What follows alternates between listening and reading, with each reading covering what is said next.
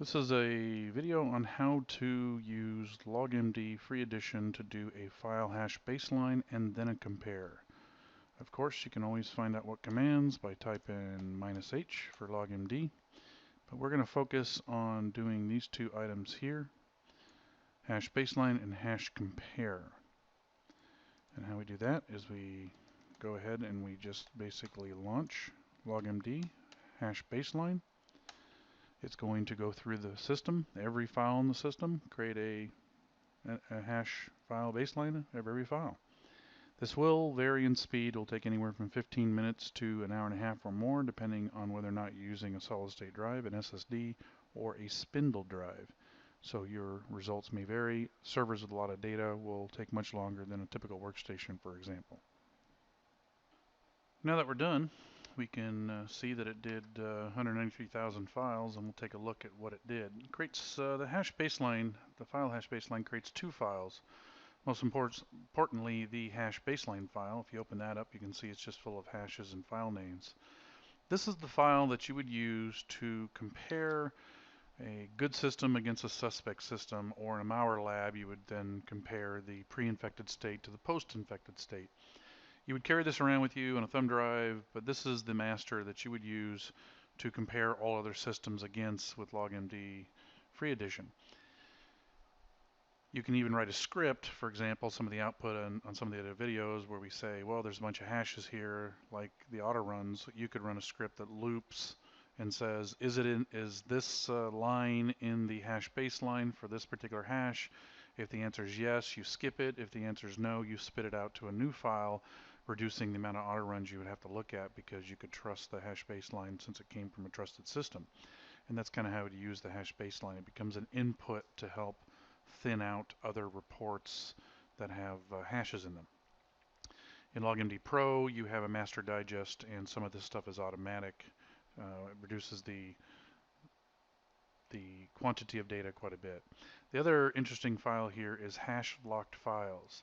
Now the main point of this one is this is a list of all locked files. There are normally locked files in Windows, so there's nothing really new or specific here, but what you are after is looking at the path of the file as well as the type of file. XML, for example, is real popular. There are database files, tons of EBTX, which are log files.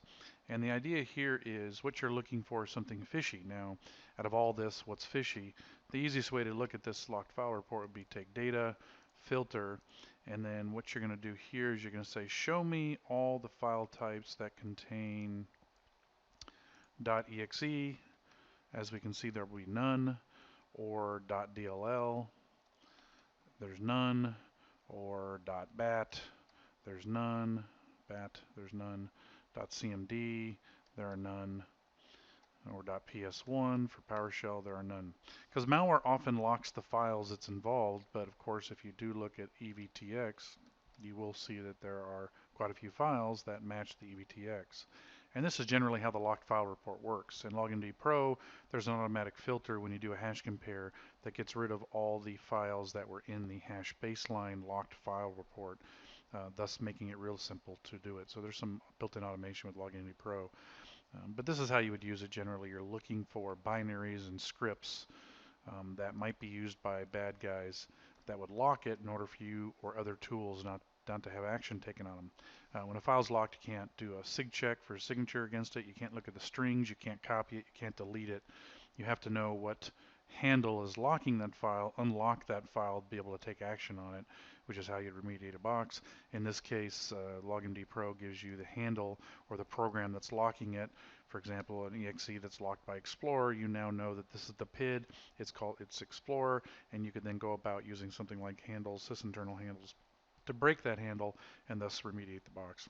Now, generally what you're doing here in this report is looking for any binaries or files in the user directory structure that seem odd to you. Here's the all user directory with program data, which is the same as these all users here. And you could obviously, here's the user root, and you're looking for anything that would be suspicious in nature that's not normally there. And generally those are EXEs, DLLs, OCX, BAT, CMD, VBS, PS1, etc. And that's how you use that. Now the next thing we want to do is, now that we've created our baseline, which again, this is the file you would protect, you built on a clean system. This system here will be infected at a future date, so I'll be doing all comparisons against this hash baseline.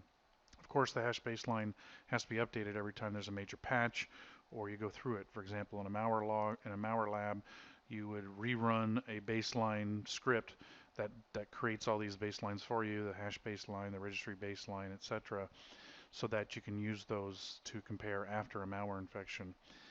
The next thing to do after this, obviously, is to run the hash compare. And again, this will take a while, so we'll just trim the video for you so you can just see the results and away it goes. And it'll do the hashing every file again and then comparing that automatically against the hash baseline.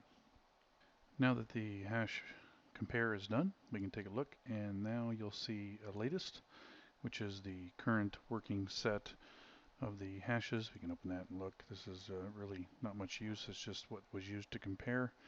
And then the hash compare file, which will show you very few files were added, removed, and or changed since the baseline was done. Obviously, in a system that you're investigating, there'll be far more files. But here's an example where the link to LogMD was showing up, and then the prefetch of what was actually executed on the box. So there's some good data in here. But generally, this is looked at after you look at the log reports and to specifically drill down on additional files that might be data files or keylog files, things like that. But it makes it very easy to discover the difference between a good system and a suspect system. Even though some systems vary greatly, about 85% of it will be the same, and so you'll be able to really focus at more of the applications and odd things happening. And generally, you're going to focus at the user directory structure first, and then work your way outwards from there. And that's how you generate a hash baseline and hash compare and locked file report using LogMD Free Edition.